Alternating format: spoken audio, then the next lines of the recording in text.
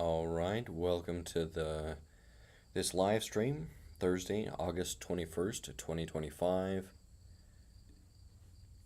Let me just make sure that everything's coming through and sounding good. And we'll get right into it.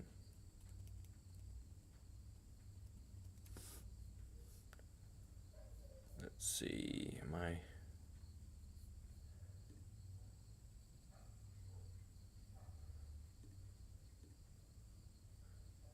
I don't hear myself. Let me know if you can hear me in the chat. Let me check on my phone just to make sure we've got some audio. Because without the audio, it can be... Hello. Saying hi. And I got an ad, so can you hear me there in the comments? I'm just checking to see if... Oh, yeah. Hello. Looks like we've got audio, so that's good. All right. I'm going to be... Yeah, somebody's saying I can hear you. Okay, good, because it wasn't coming through on the computer, so I just wanted to make sure that it's coming through for you guys. Today, I'm going to be just kind of touching up this little demo that I did a while ago. This is a Bodum method block-in sculpture. I might even be casting this today. We'll see if I can do it during the live stream. And I just wanted to kind of touch this up and then cast it as a demo piece for showing people this method for sculpting, this technique. It's my favorite way to start a portrait, and so I thought that would be a fun thing to sculpt. And if you guys have questions or anything you'd like me to talk about, just let me know. I'm here in my workspace. You can see the barn doors behind me. That's kind of fun to have a workspace outside of the house.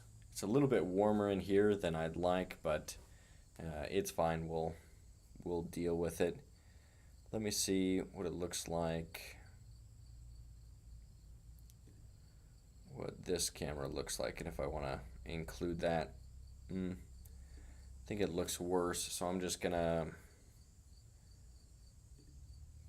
do this with one camera angle, and I'll keep an eye for the comments. Let me zoom in the camera, and we'll go ahead and start working on this.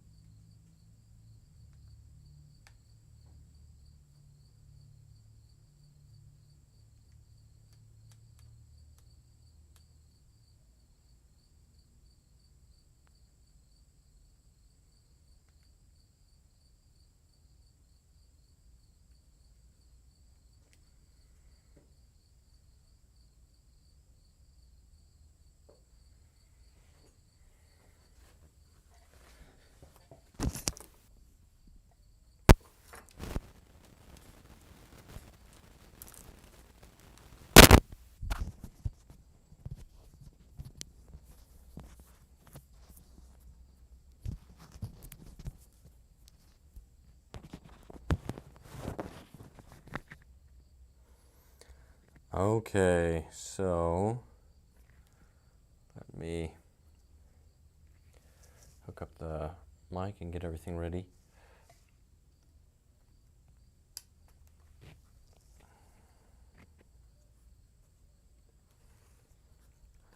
As I was saying before, this is what I call the Bodum method, because I learned it from Robert Bodum. He had a video on YouTube sculpting the portrait, and he did what I thought was really interesting simplified block-in, and so I tried to learn from that and apply that. And I actually I made a version of it, and what I understood from that video, and then he actually reached out and let me know that the block-in portion, he actually likes to start even simpler than what I had, so I'd added some of the anatomical details, but he let me know that you want to start even simpler with just basically this wedge shape. So that's what we're going to be trying to clean up and simplify in the clearest and most precise way possible. So I'm going to think about this kind of like an abstract sculpture, but really just a simplified sculpture, like constructive abstraction is what I call it, when you're using simplification and geometric forms which we understand more intuitively to represent something complex like the portrait. And so I'm just going to be cutting off these sides of the face and try to get that taper even more exaggerated.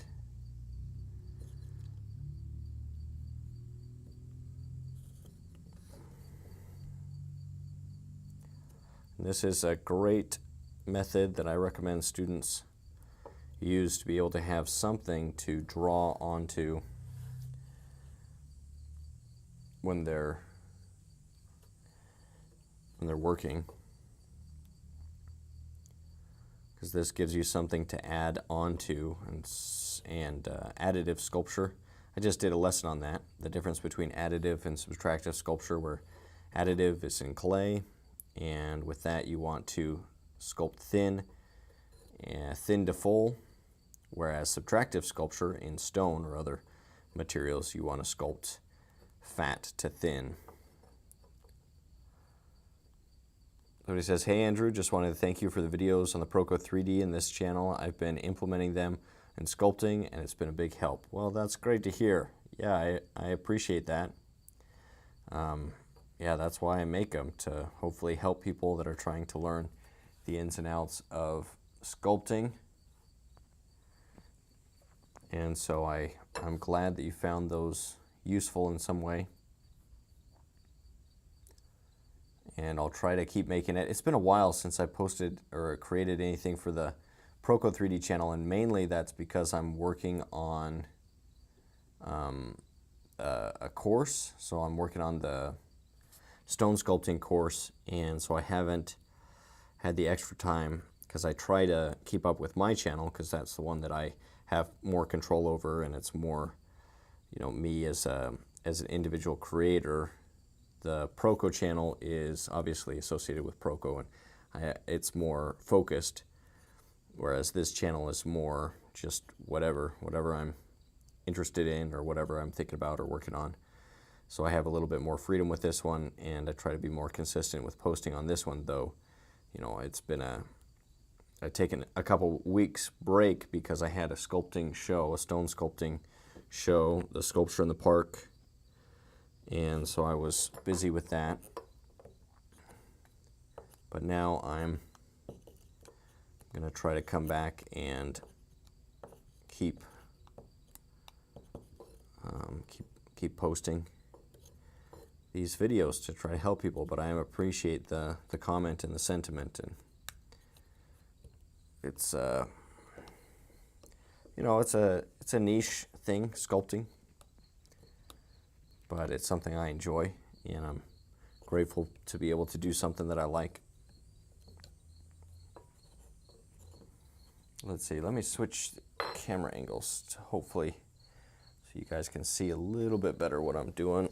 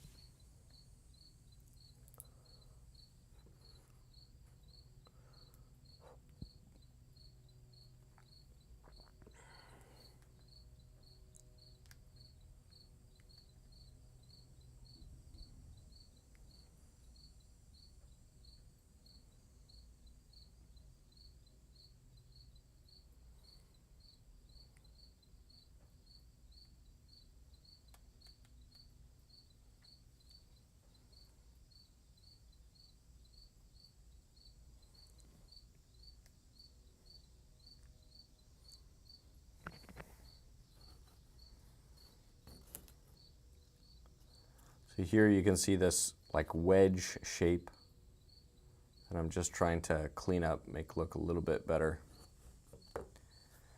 Very simplified.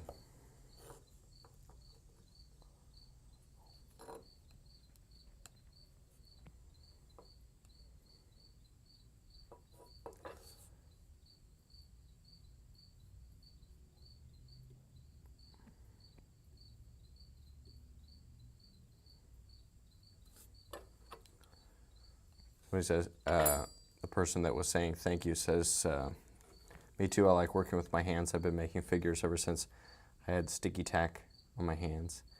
Yeah, there's something about working with your hands. That's why, people always ask about the digital, but there's something about just moving clay around with your hands that I really enjoy and really connect with.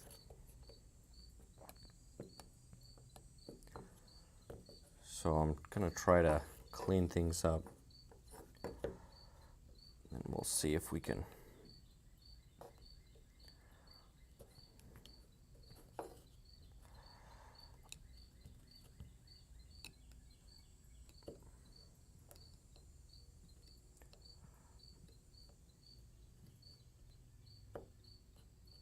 now I've got a way to immortalize, so to speak, with the armatures. Yeah, you got a way to put something in a more permanent material. That's what sculpting is all about, taking an idea and making it something that emphasizes how important something is, because if you're willing to take the time to say something visually with sculpture, then that means it must be something important. Otherwise, why would you take the time? So it is a great medium for saying things that you believe are worthwhile.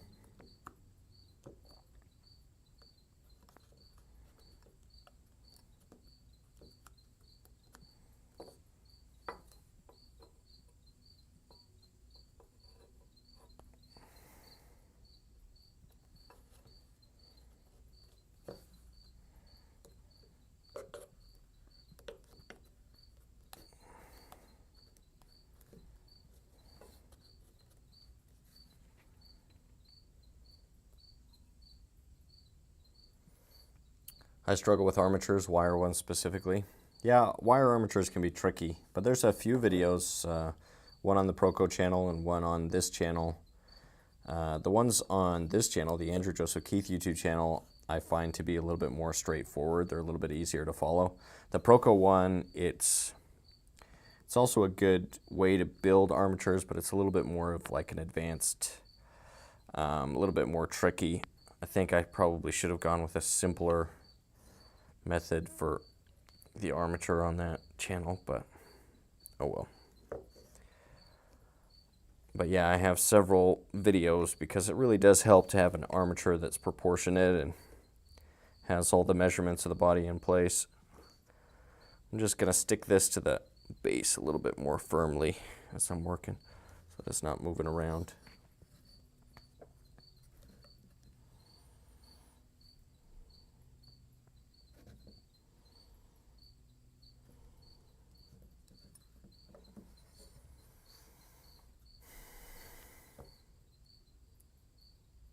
Same, the measurements are what screw me up. Yeah, measurements are tricky. I use the, what is it? Robert Bodum cranial unit measuring system. No, Robert Hale. The Hale cranial, anyway, the cranial units. That's, I find to be the best measuring system, better than head units, which are more tricky. How strong is the simple armature? Well, it only uses one layer of wire for the arms and legs. The torso the spine is doubled up, actually tripled up, because you use 3 wires for you use 2 sets of wires for the arm and legs and 1 for the head, so there's 3 sets of wires in the spine, so the spine's usually really strong. But the arms and legs are a little bit weaker, so if you're worried about that, you can take some additional wire and wrap it around, or you can just use thicker wire for the whole armature, which is what I usually do with the more simple method, just use a thicker wire.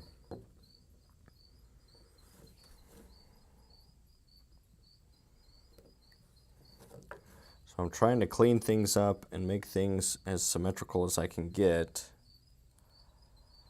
This is something that takes a while. People don't, even though it's simple, the more simple it is, the more perfect it has to be to feel right in our brains, because we want simple organic forms to flow and to feel right. So it does take a little bit of time to clean things up. Even though I guess I could just take a mold and cast it right away, but I'd like it to be a little bit cleaner, a little bit nicer. It says, okay, I might use the 12 gauge for that then. Yeah, you can use thicker wire, or you can just double up the wire, just wrap additional wire around it once it's finished. Either way works.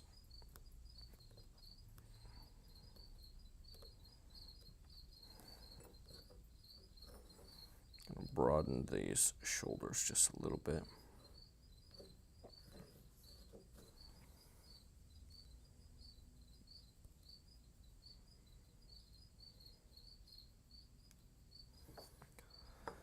Off topic, but instead of eyes, ears, and nose, I find the ears the hardest to sculpt.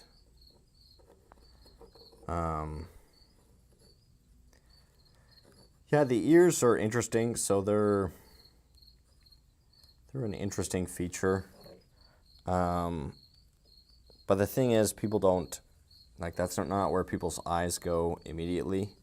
Usually they go to the eyes. So I'd say, like, even though the ears have more flowing, I'd say interesting organic forms, very fleshy, a lot of rolling hills and valleys, and just very interesting. But people don't really, nobody says, oh, that's a good sculpture because of the ears. Everybody's always looking for the eyes and the hands if it's a full figure, to see, like, is this artist know what they're doing? You can usually tell by looking at the hands and the eyes, the portrait.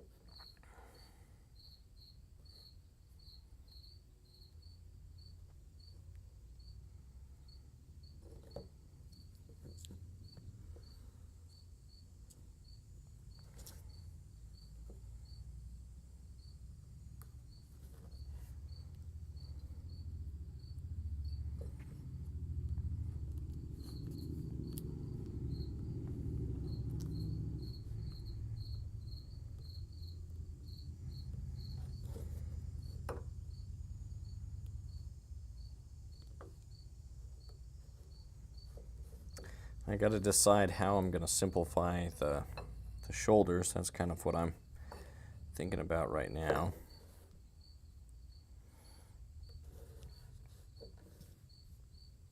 I'd like to do it right now. The rib cage feels a little bit large.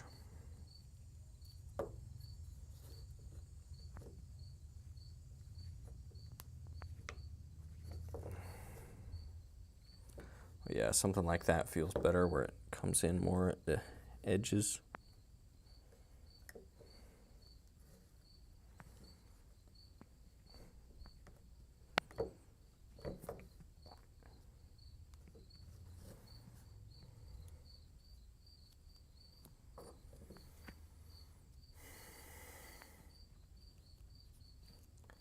My plan with this is to make some casts with resin and just sell them as cheaper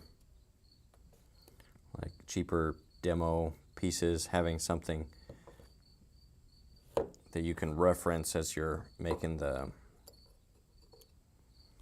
simplified version of the head before you get into the details. I find that those artist references can be cool and fun to have. So that's what I'm thinking of doing with this. We'll see if it happens. And just having kind of a cheaper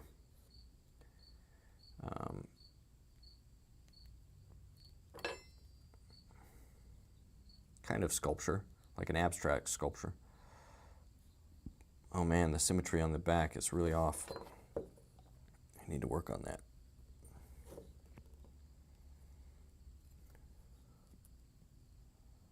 I'm going to move this over.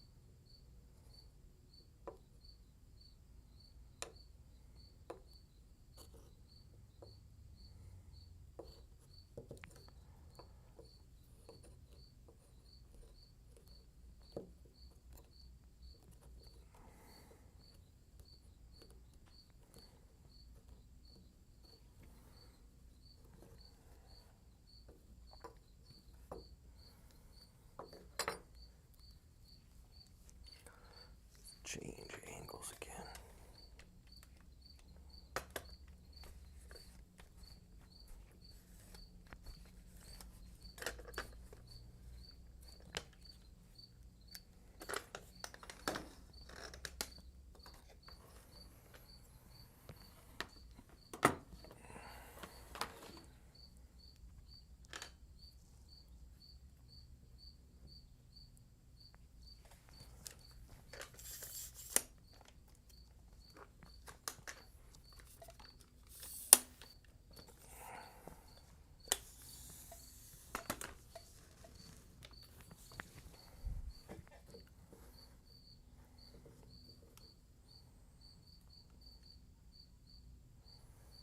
Some inception going on.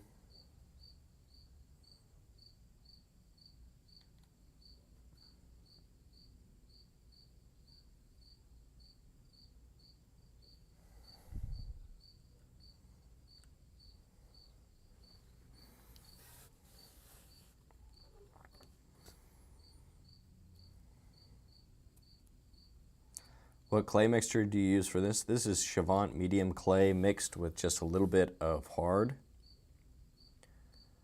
So it's 1/4 hard to 3/4 medium. Just because I find the medium Chavant to be just a little bit soft. When you first get it, like right out of the block, because they come in like blocks of clay, it feels pretty firm. But then once you work it a little bit, it softens up quite a bit. And I prefer just a little bit firmer of a clay.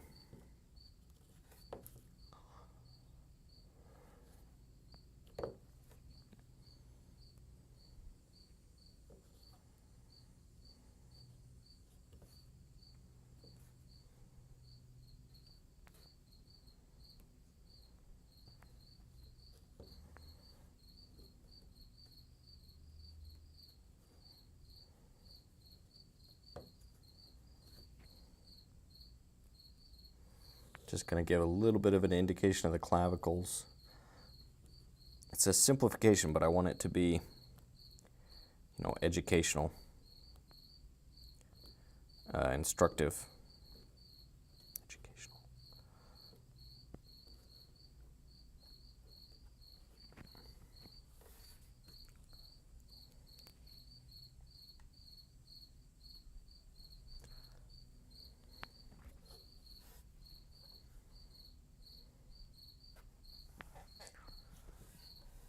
Raise this up just a little bit.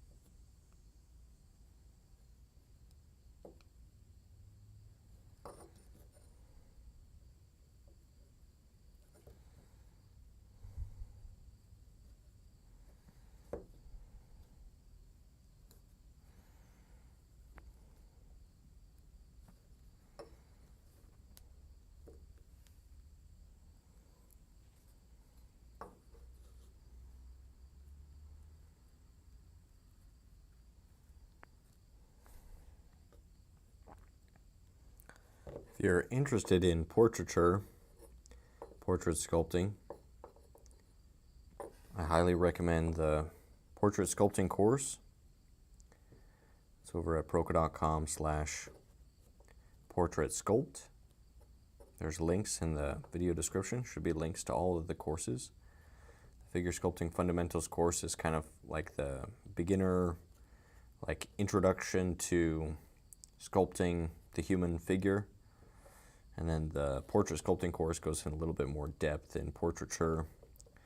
There's more anatomy of the portrait and the neck and the muscles of the neck and fat pads of the face, things like that. And the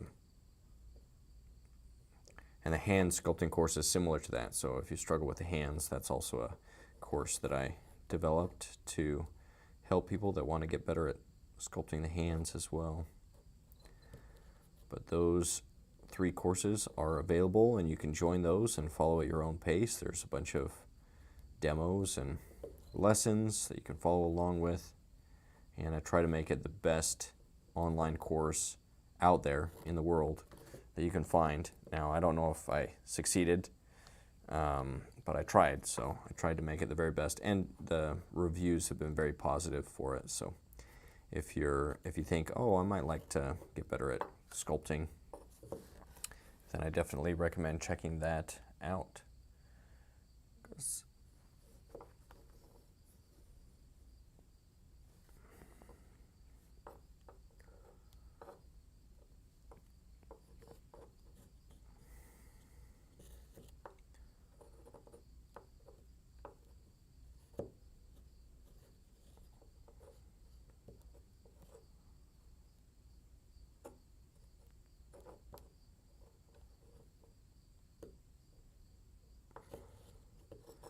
I had to decide what kind of simplification I'm going to do from the side. I'm going to take a little bit from, what's his name? I think it's Bern Hogarth. He kind of recommends this kind of bloated triangle shape for the head, and I'm going to hint at that with how I'm doing these transitions on the side of the head. Kind of you can see that triangle so that the chin kind of goes directly up into towards the back of the head.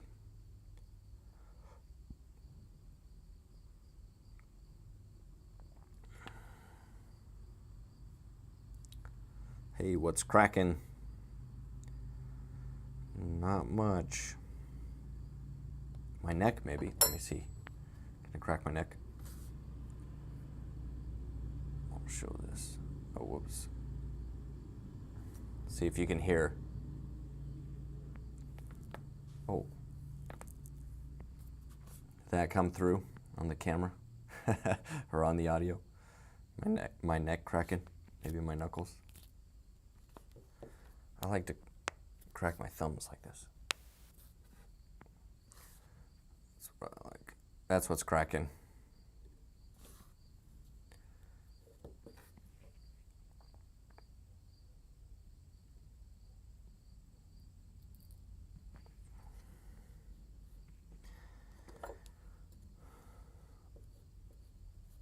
Loud and clear. I can hear that.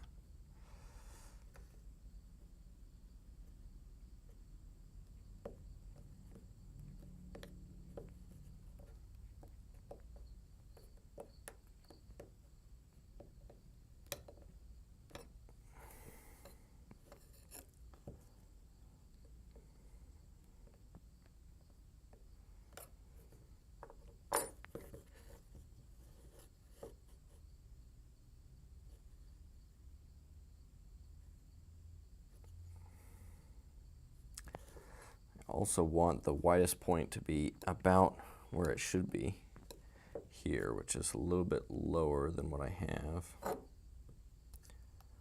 going to bring this end of the triangle down just a little bit. It's fun to simplify as the, what is that, the Marines? But I say simplify. Will you be hosting another sculpting competition this year?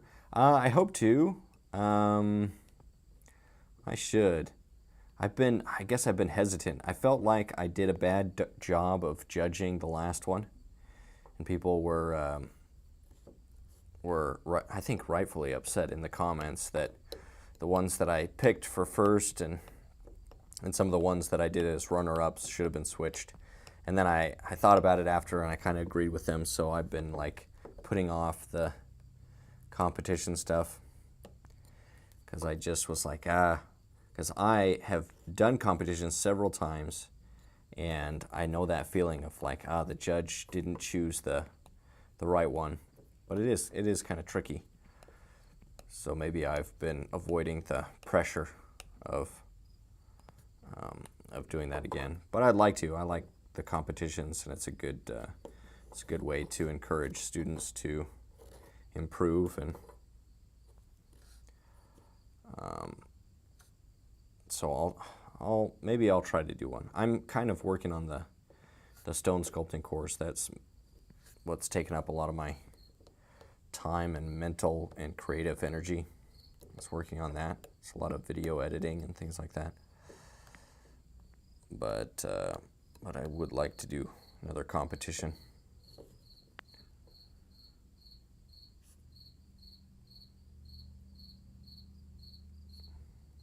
So he says, this is so soothing to watch. I love your pace and easy concentration. It's important to note this. Yeah, just it's just slow. That's what something like this, where you're trying to do something, even something that's abstract, it still requires some, being patient and steady and slowly building up the forms. Oh, I'm running into there's a nail underneath that is the armature for this. I'm running into it, so I need to add some clay there. And it takes a while. Sometimes I feel like it takes longer in clay to like clean things up, because as you're moving things around, you mess things up, and so sometimes to get something really perfect, doing it in stone can help. Though, well, I'm not saying that I could do this faster in stone. That's not what I'm saying, but it would definitely be cooler in stone. Maybe I will do a simplified version of something like this in stone, because I really like the demo pieces or instructional sculptures that show you how to think about form and simplification and the portrait.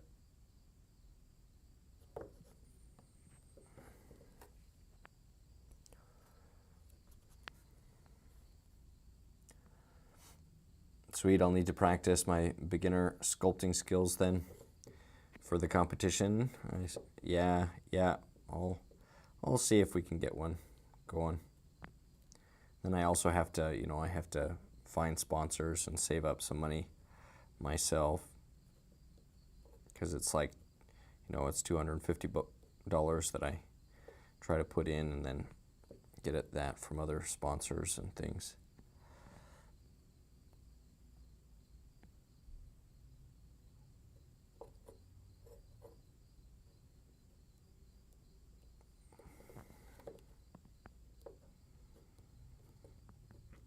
But I have some companies that might be interested.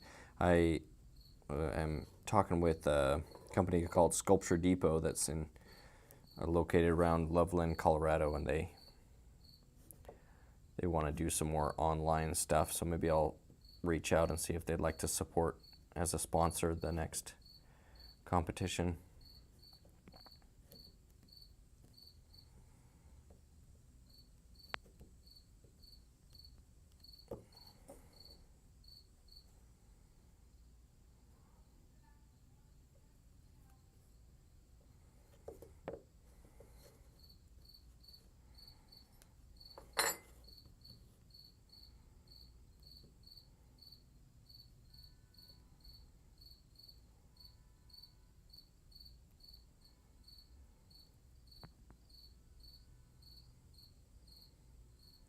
especially on a small scale, that it's soothing to watch sculpt. I assume that's connected to the previous comment. Yeah, it's fun working at this size, the size where you can kind of just trying to decide if I want to add in the sternocleidomastoid muscle. That's an important one, so maybe I will give some sort of indication of that. But yeah, I really like working on the size where you can basically do it by hand without needing too many tools, and you can do that at a small scale if you're careful.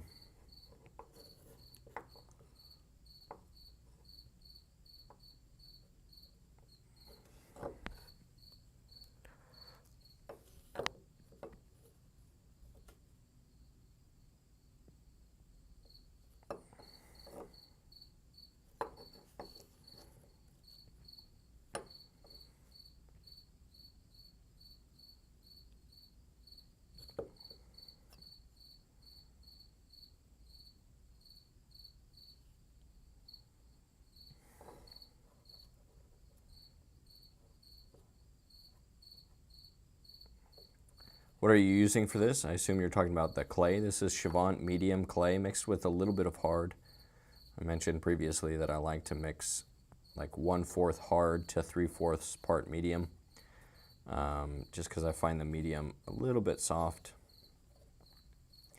So I add just a little bit of hard to it. And the Chavant NSP hard is very hard. It's great for if you want to do like super detailed, smaller sculptures where you need a really firm clay. It's almost like wax, but you can warm it up and then it gets softer as you warm it. The Chavant hard.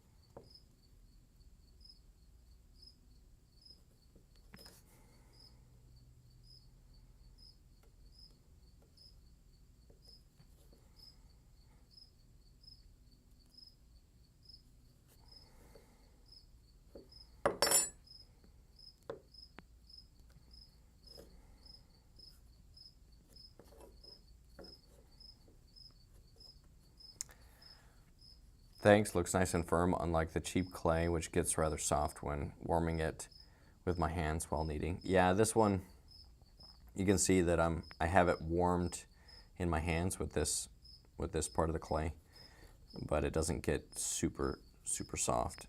It just stays a little bit firm. And might actually like if it was a little bit firmer, but maybe I could have gone half and half, half firm, half medium. But it's fine. I also mix the green, so this color is the green mixed with the tan. So the hard, I use the tan clay, and the medium, I use the green Chavant. And that gives it a little bit less of a intense green. It's more of a neutral, like tan green that I like. And it makes my clay appear a little bit different than the regular Chavant, which I like. I like for mine to look unique, the clay to look unique.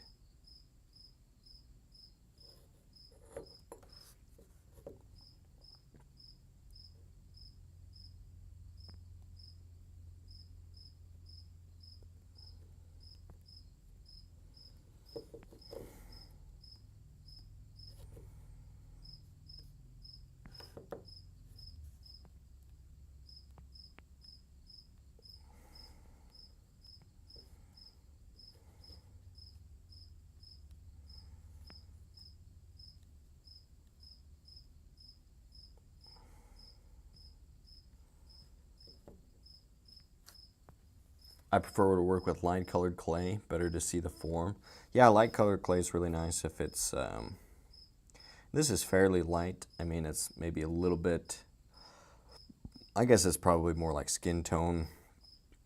Looks pretty similar in tone to my skin, so it's not a super light clay. The tan is maybe a little bit lighter.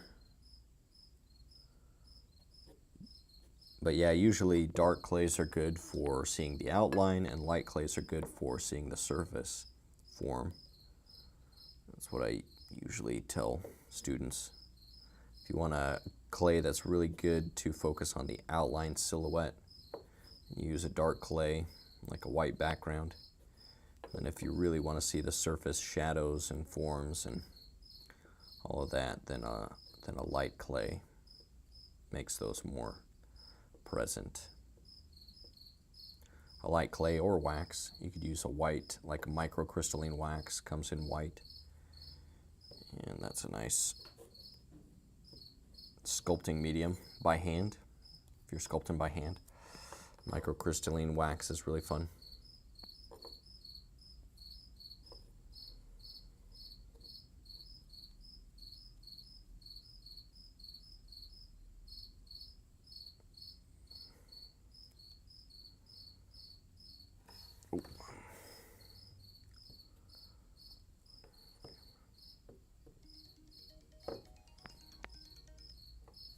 Oh, that's an alarm for the Eldora Artists Group. I started a local art group to meet up, but then I didn't do it 1 week and then I just stopped. Maybe I should start that up again.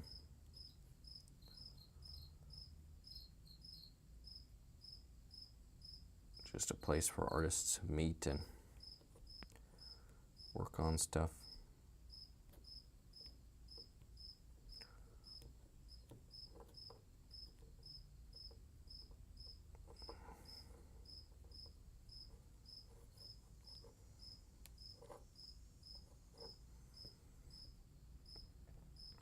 I did my first sculpture last week after watching a ton of your videos. It looks just like my drawings. That was unexpected, thanks. Oh, well, that's awesome. That's great to hear. Usually a first sculpture is a challenge, but I do find that, or at least I found that drawing skills translate very well to sculpting for the most part.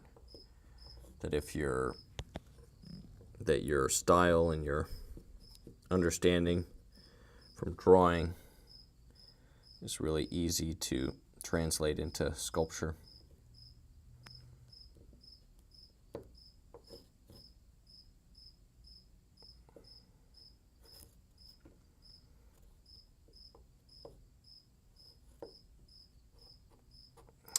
I think I don't like that the neck, the sternocleidomastoid muscles, I think I'm going to do more a cylinder on the neck, and then I'll just do some lines, because I tried it and then I didn't like how it was looking. So, but that's the fun thing, is you can just try something. If you don't like it, you can just switch it back. It's the nice thing with additive sculpture, clay sculpting. I'm not tied to anything, I can just switch it back. So I'm just going to make this simple, round it off with the flat of the knife blade.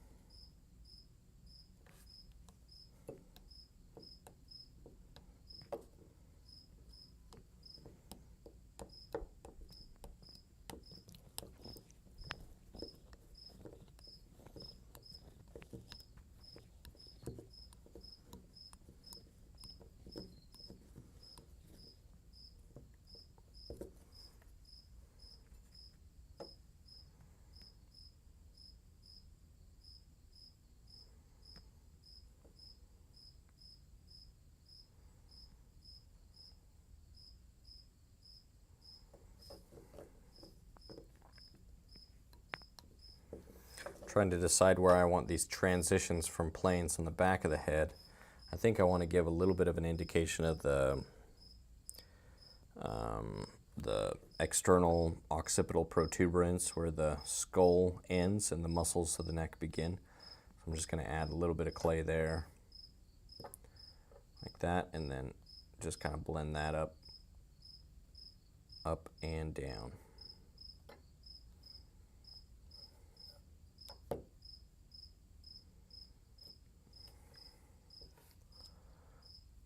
Then I'll also put just a little bit of clay here on the back top part of the head and blend that.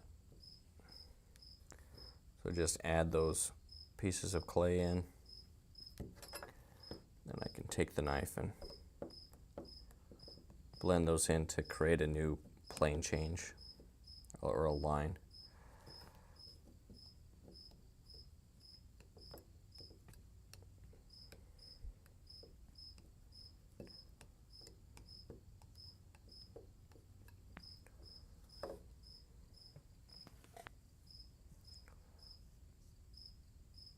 Do you work mostly instinctively? It must be difficult to talk while working. It's not. I mean, it depends on what I'm working on and how focused I need to be with this, because it's just kind of texturing and maybe figuring out a few surface forms. It's not super, doesn't require a lot of mental energy to be sculpting it. But if I'm like at the beginning stages of any sculpture, or or sometimes, if I'm just sculpting and I run out of things to talk about or something, then sometimes it is harder to, keep the conversation interesting. But for the most part, it's not too difficult to talk while sculpting. It depends, I guess, on how interested I am in the topic as well, or just the day. Some days it's easier to carry a conversation, other days it's more difficult. I think we all have those days where it's just like, I don't want to think about anything. Then there's days where we just want to play with ideas and think about a lot of things. Let's see, I feel like I want that to round up a little bit more than what I was doing. Yeah, something like that. Then I'll probably have a center line on the back, center line on the front.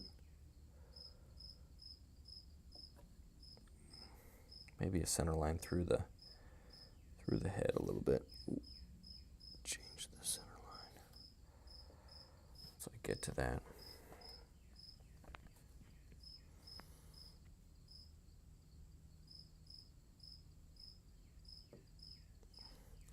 At some point I might just have to call this good enough, because I wanted to make a mold of this and do that during the live stream, but I don't know if I'll get to that if I'm just trying to make everything perfect. Sometimes you just have to call it and say that's good enough. But I wanted to maybe sell these as little references for whatever, if I could cast them and everything for like 25 bucks, something that's a little bit cheaper but allows people to get something unique and something that they can reference when they're doing their own portrait sculpting.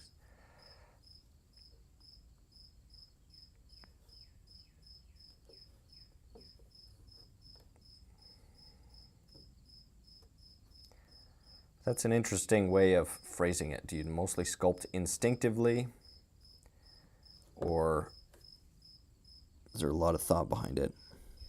I'd say that in order to sculpt well, there has to be a lot of thought and understanding of how to sculpt. Like, there's a lot to sculpting that's not intuitive. Otherwise, every beginner would be really good at sculpting, but it's almost impossible or I haven't ever found somebody that without any practice was able to represent the human form realistically in art, in any medium, but sculpting is definitely that way. So it does require some training, and that means that you have to be consciously thinking about artistic principles and how to represent things, and then you have to be applying those principles as you're working if you want to be able to do it well. But then, over time it does become instinctive. You just develop an eye for form and an eye for proportion and an eye for gesture and those types of things, and you don't have to think about it as much. But at the beginning you have to think like, oh, okay, is it symmetrical? Like, do the sides look symmetrical? Like one side's a little bit taller, one side's lower, so which side looks better? And then, it requires more deliberate thought and tracking and considering every move that you're making and finding where you mess up. But then over time it does become more instinctive, or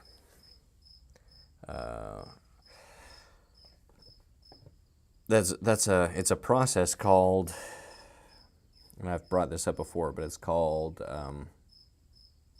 like unconsciously incompetent is how we start out. Then we move over to consciously incompetent, where we're aware that we're making mistakes. And then we move towards consciously competent, where we're consciously making an effort to correct those mistakes and able to do it. And then you move towards unconsciously competent, where you don't even have to think about it. You're just doing the right thing unconsciously because you've practiced it to the point where you can just do it without thinking about it. But any type of learning, you have to go through those stages of, you don't, like unconsciously incompetent, you don't even know how many mistakes you're making, you don't even realize all the things you're doing wrong, and that's where most people stay, honestly.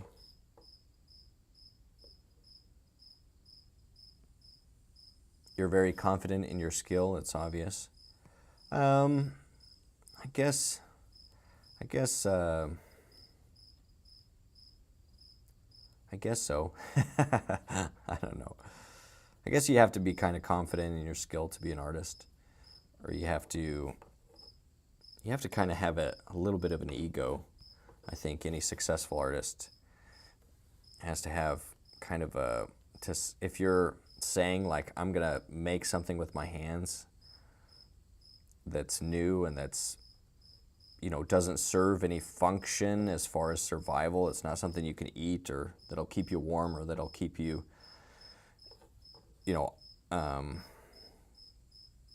it's not something that serves a physical function. It's more of a spiritual function. And so to say to somebody, you should, instead of spending your money on something that will, feed your family or these fulfill more of the physical needs, I want you to purchase something that I made by hand to fulfill a spiritual, kind of a human need that art fills, a need or a sense that we have or a desire that we have to have beautiful things. And it is kind of you have to believe in your product, I guess you would say, to sell that to a lot of people. And maybe I'm not the best at selling my actual artwork, I guess, obviously, or else I would sell more. I would be more successful as far as the sale of actual artwork. But being an artist does require kind of that forwardness, or that belief that what you're creating is worth it.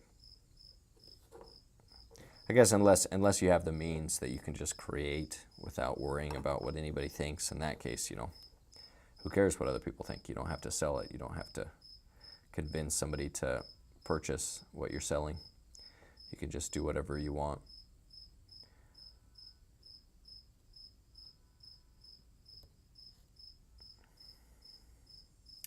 So important to overcome a fear of failing. Well, yeah, that's definitely true. Yeah, a fear of failure will hold anybody back, because then you're just frozen. You're like a deer in the headlights, where you're not moving, and you can spend your whole life like that if you're afraid to move in a direction and stick to it.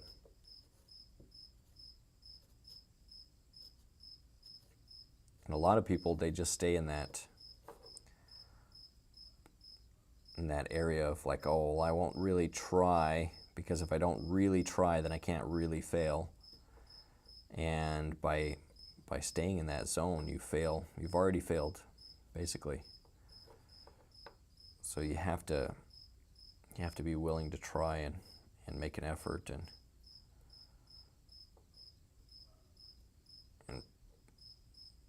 progress towards whatever you want to achieve. And even just little things every day, they make a big difference. Like I was thinking about the barn that I'm working in right now, the studio space.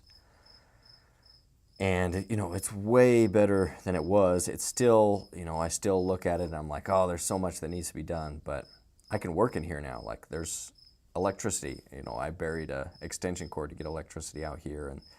And the roof is, halfway patched. There's still some leaks, but there's still some areas I still need to patch. But it's like, it was just, working on it a little bit, day by day, for months, and it gets better. The same thing with art. Like, if you just practice a little bit every day, it gets better. Somebody says, I like the crickets. Oh yeah. I don't mind them. They're not as loud as they were. They used to be so loud. And you don't notice, because it's that ambient sound, and so I wouldn't realize how loud they were until I would get into the editing, and then I'm like, man, those crickets are just like screaming. But now that they're quieter and they're not as boisterous. But yeah, well, yeah, they're okay. I'm hoping that by the time I get the roof sealed and then I seal up the walls, that the moisture will stop coming in, and then crickets don't like it when it's dry. So the reason that you can hear them is because they come in around the edges of the walls where it gets damp when there's rain and stuff. So I'm hoping that by the time I seal everything up in the barn, that they'll kind of lose interest and there'll be a little bit less crickets. Because I do want it to be like a recording studio where there's not too much background sound. But for now, it's a nice ambient sound. I can also hear some cicadas in the background. Like they're like the giant cricket-looking things, or locusts or whatever. I hear those, but I haven't seen too many of them. Then he says, that's what I've been doing. I'm sculpting because I love making stuff with my hands. It helps me relax, and I can make some cool sculptures with it. Yeah. I think most people that enjoy sculpting, they're not thinking, oh, this is going to be my career. It's just, oh, I'd like to do this, and I'd like to get better at it. And I think that's great, because it's hard to make a career out of anything creative, anything in the arts, whether it's making music or making or drawing or painting or sculpting. All of the creative fields are just really difficult to make a living in, because there's a lot of people that would like to make a living doing that, and not a lot of buyers for that type of product. Like I said, it's a product that doesn't fill a basic requirement. It's not like a house where there's always going to be construction workers and people that build houses and maintain houses and fix things up. That's always going to be in demand, because it's such a primal need that we have to have shelter. And art isn't one of those things. It's one of those luxuries that don't fulfill a, what would you say, a carnal, like animal desire for food, shelter, or, companionship, but it's like a higher thing. It fulfills that spiritual yearning that we have to be above the animals and to beautify our surroundings, and so that's worthwhile in and of itself, even if it's not something that you can ever figure out a way to market. It's just it improves your own life. It improves your own surroundings because you're creating something.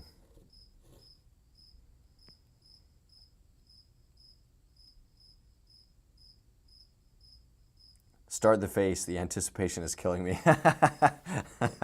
Is that what everybody's waiting for me? Just to start the facial features. So this is a model. This is like it's like a demo. It's like a simplified version of the head as a reference for how you start things. But it's not. I'm not gonna. Well, I might take it to the next level, but that would be after I mold and cast it. So this is like as complicated as it's gonna get at this stage. I'm gonna make a mold and then cast it, and then maybe what I'll do is I'll continue and show like the next stage of the process after I've made a mold of this, and then I can have them lined up like stage 1, step 2, step 3. But the reason that I wanted to do it like this is because I feel like a lot of people when they're sculpting, they get this stage of the sculpture wrong, where the foundation is not sound, it's not symmetrical, it's not proportionate, it doesn't look like it doesn't have the right feel of the head from the side view. So I wanted to do this as a demo piece. But that's funny. Yeah, I can see that would be. You're like, oh, start the face already. What are you doing?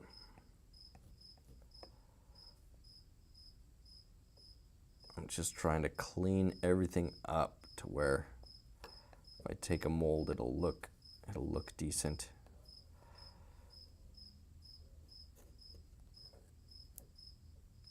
It's really tricky.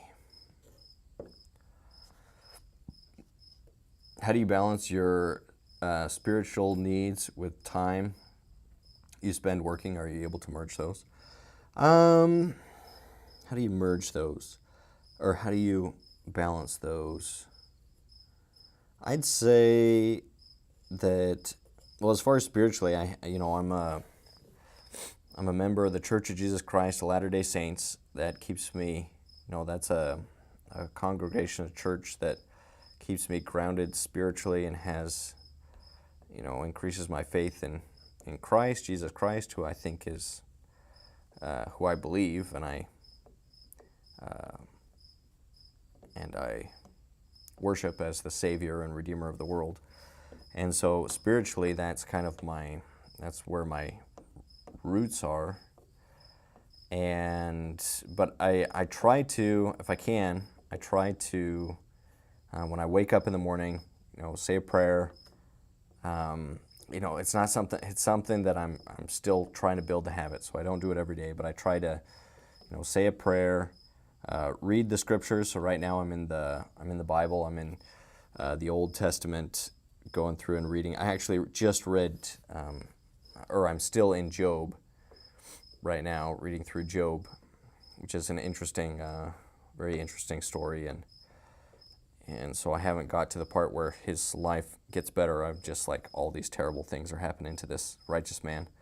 So that's an interesting thing. And so I read a little bit of scriptures in the morning, and then physically I try to go out and exercise. So I'll go to the gym after that. And then once I come back, then I eat breakfast with the family. And I try to eat meals with the family. So breakfast, lunch, and dinner we have together as a family.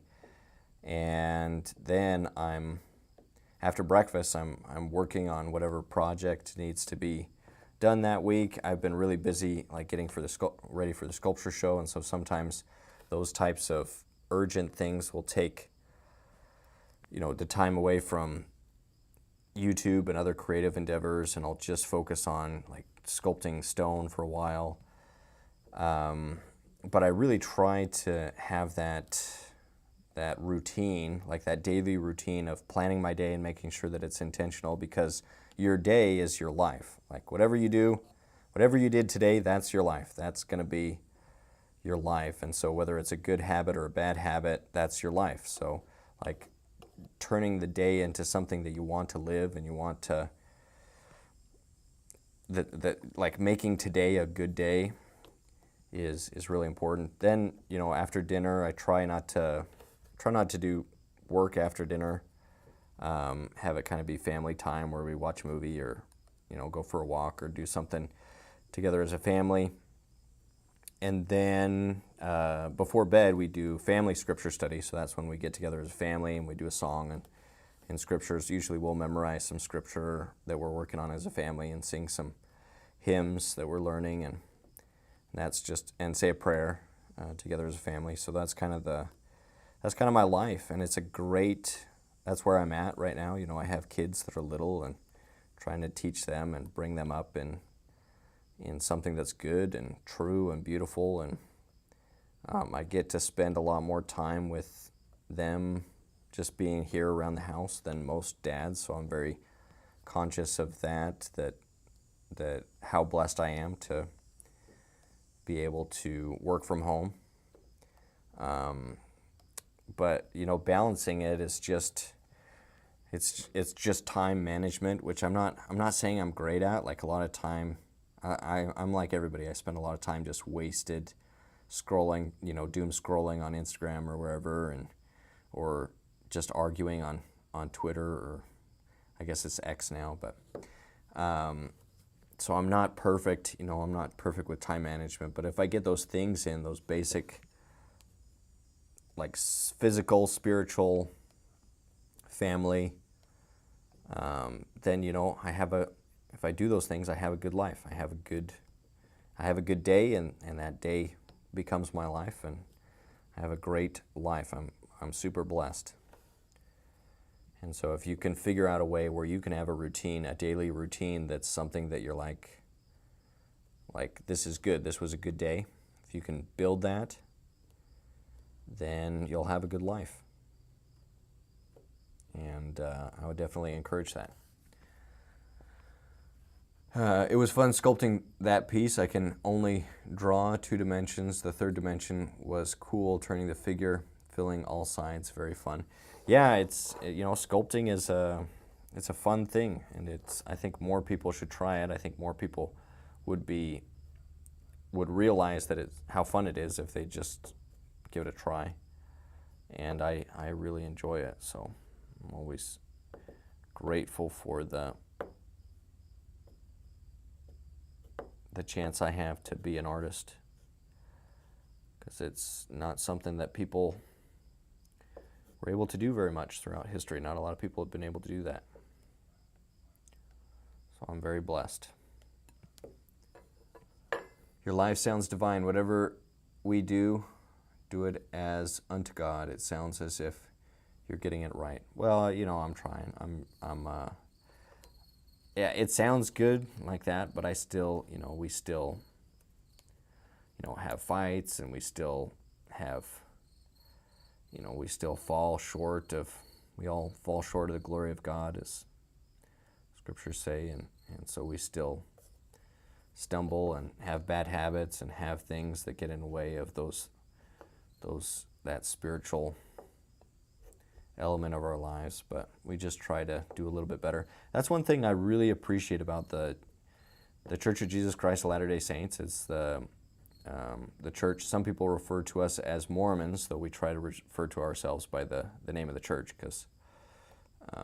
because that's the focus of the church is on Christ.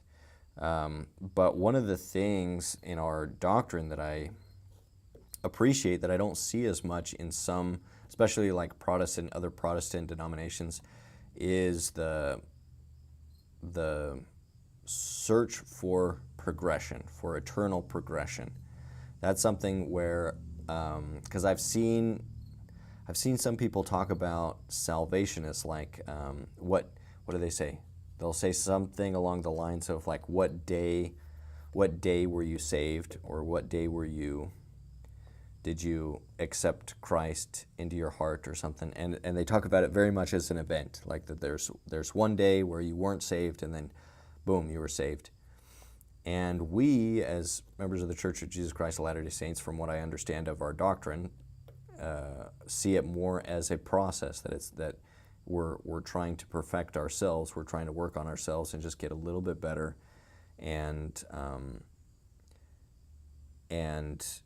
learn and grow and kind of mold ourselves into the type of person that could live in a holy place in heaven, and that would be comfortable in that type of place, you know. Because if you're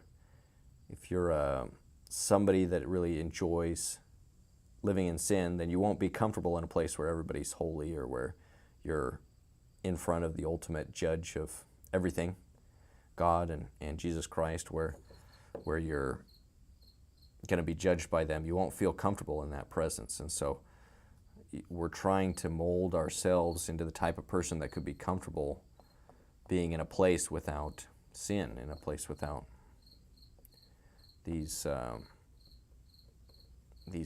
faults that we so easily fall into in life. And it's not a event so much, or we don't see it so much as an event, but as a process, as a way of living. And so I think that's maybe one of the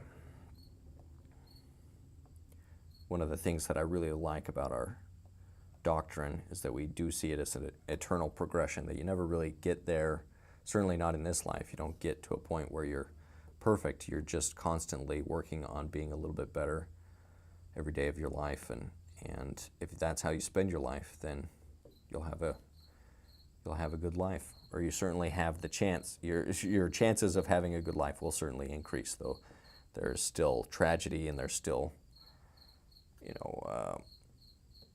we still fall, and we still make mistakes, and other people have a say on certain things that we can't control. But for the most part, if you're trying to improve, then things will improve. If you improve, then the world will improve. That's just kind of how life is.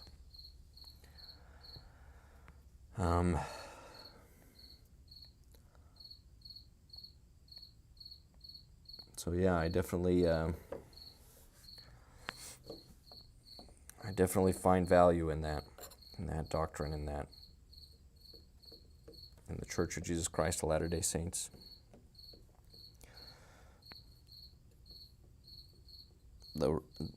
But obviously any way that you find to get closer to God and closer to Jesus Christ, I think is better than not moving in that direction. So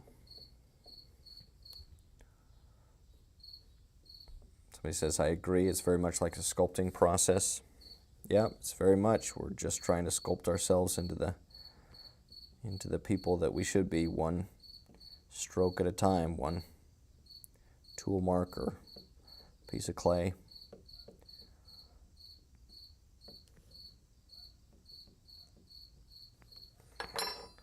Okay, let's, I think I'm gonna, it's because I'm like, okay, that's maybe good enough, and then I'm like, those areas I don't like what's happening.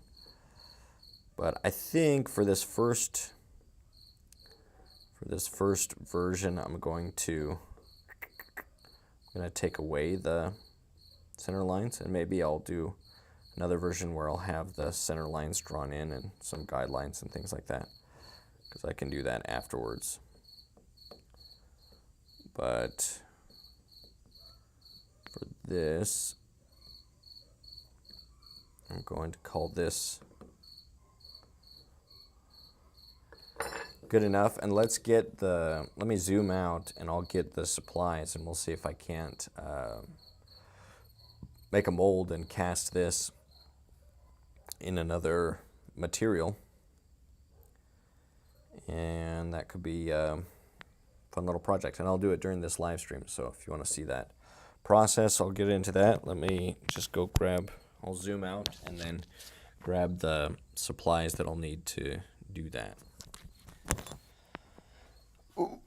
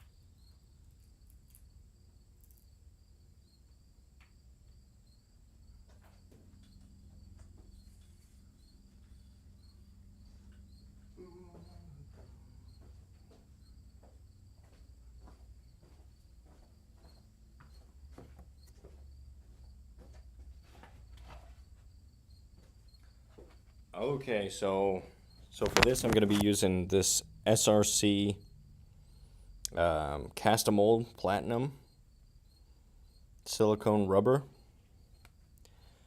And so let's let me go grab the other stuff that I'll need for it.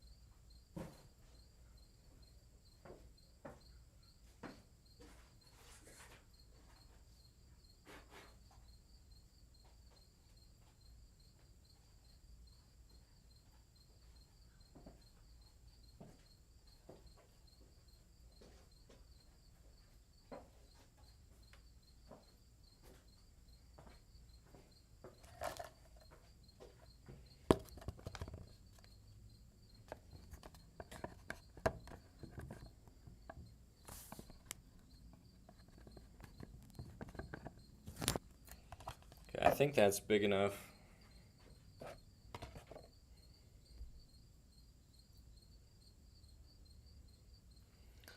I'd love to have the whole set. Oh, talking about if I do a process thing. Yeah, I'll see if that ends up being what I do. We'll see. I never know with these types of projects. You do a lot of stuff and see what people are interested in. So let me grab.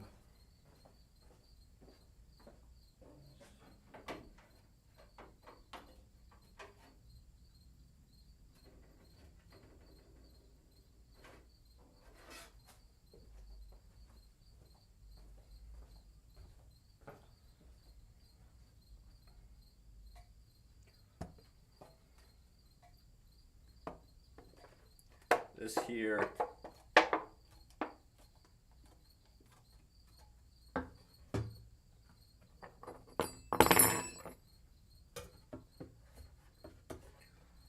This is the base that I used for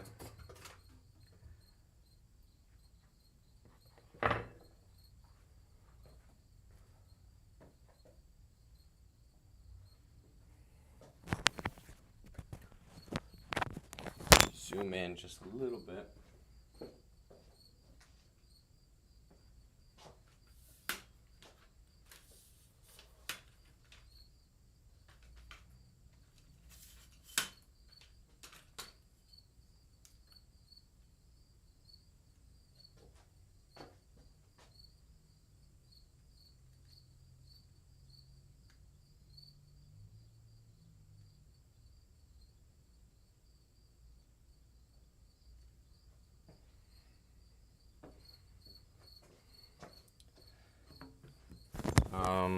Okay, so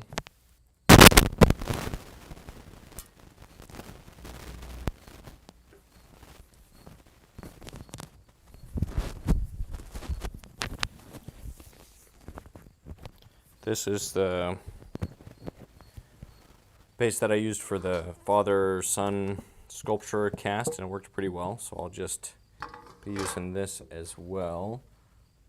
And I have some of this sculpting wax. This is Sculpt-A-Clay sculpting wax, and it works pretty well for sticking things down and sticking things together. So I'm just gonna stick this to the bottom.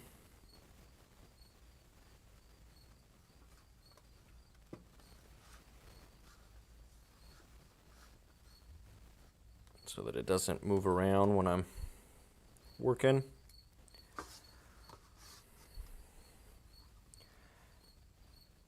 Then I have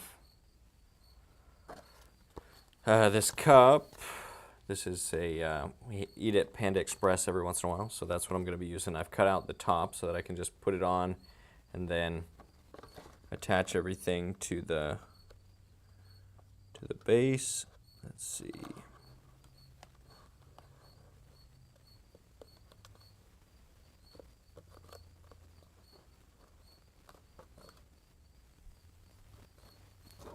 I'm going to put it there like that. Here you can see the sculptures in there.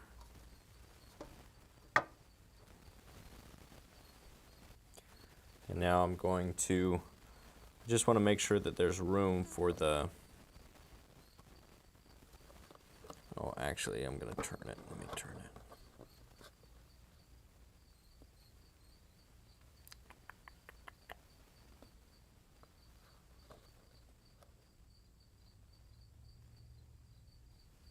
I want there to be a little bit of space between the edges and the cup,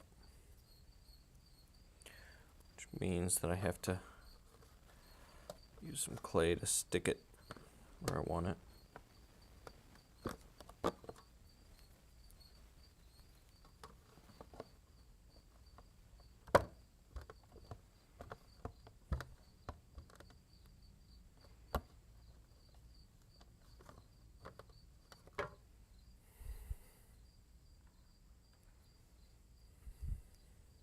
Somebody's saying clever. Yeah, it works. It's not the most elegant solution, but it'll work for what we're doing.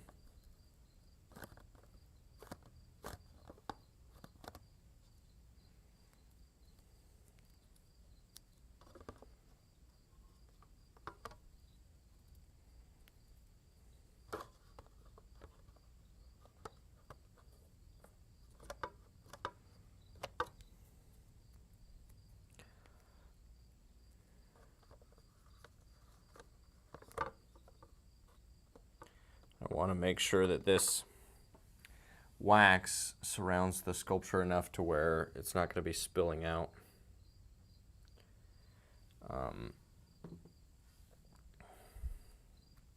So I really need to make sure it gets a good seal.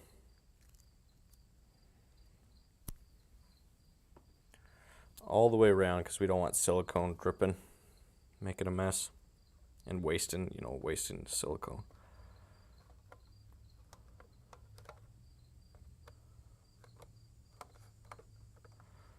I'm just pressing this against the cup and against the base that I have.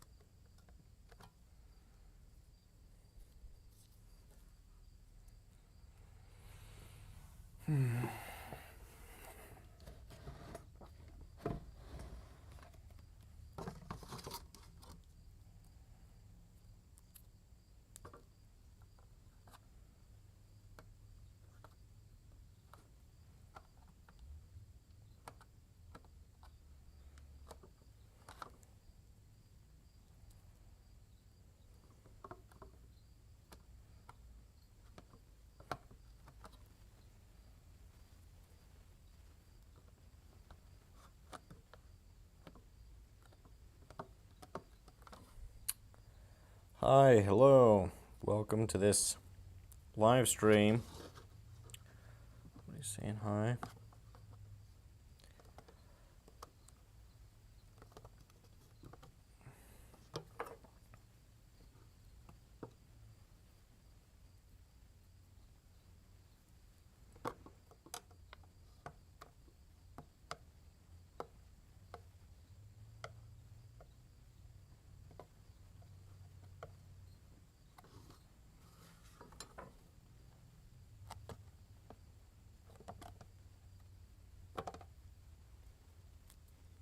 Long time no stream. Yeah.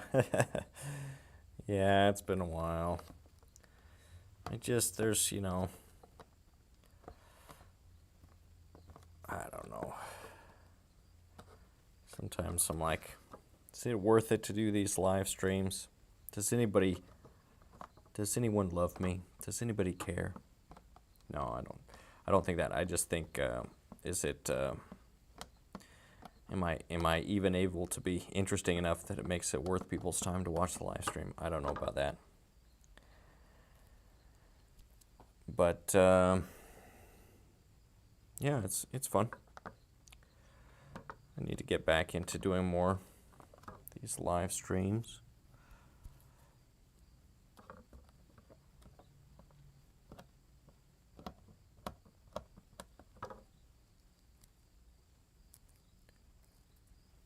Somebody says I care.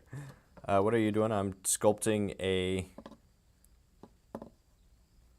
I'm gonna be casting this sculpture that I did that you can see earlier in the live stream. It's just a simplified version of the head.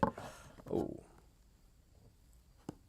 But it's actually getting a little bit thin in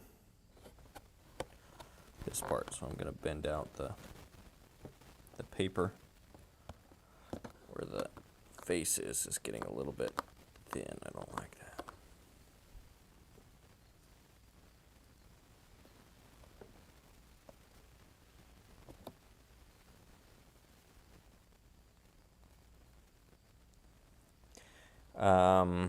Yeah, I'm doing a cast of this simplified version of the head that I hope to be as like a little reference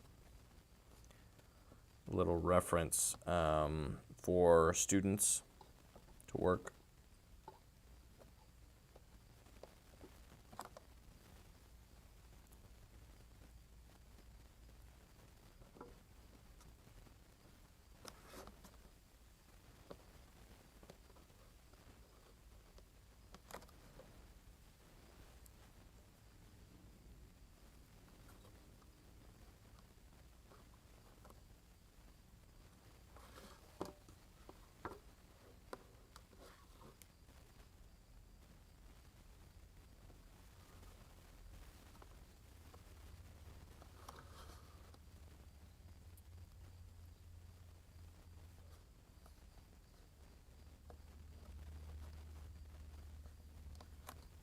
Ooh.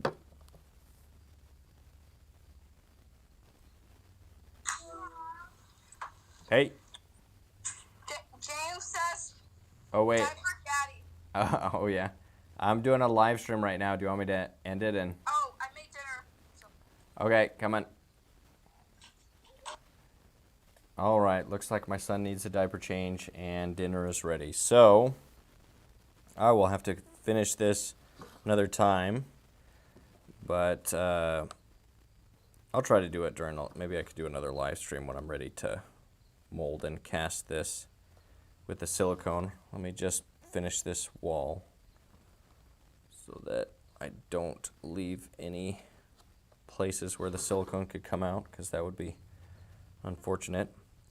But yeah, I guess check out the sculpting resources if you're interested in learning sculpture. Those are in the description. Appreciate anybody that helps and supports through that.